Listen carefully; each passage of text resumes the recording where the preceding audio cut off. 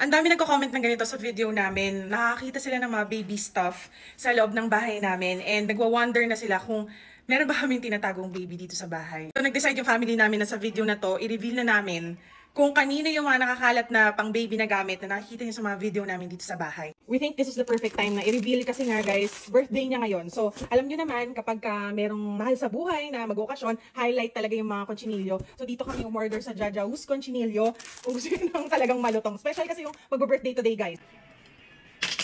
Wow! Yan, ang sarap! Okay, ikaw Zoe. Wow!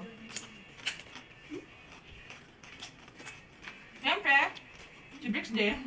Dahil birthday mo ngayon, pwede. Pero konti lang. Yan! Uy, grabe na siya!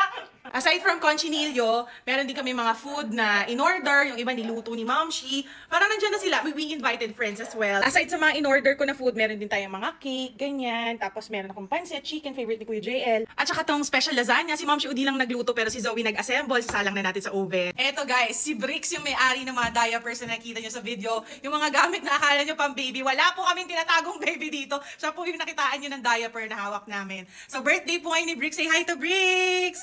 So, since naliwanagan na ang lahat, kakain na ako.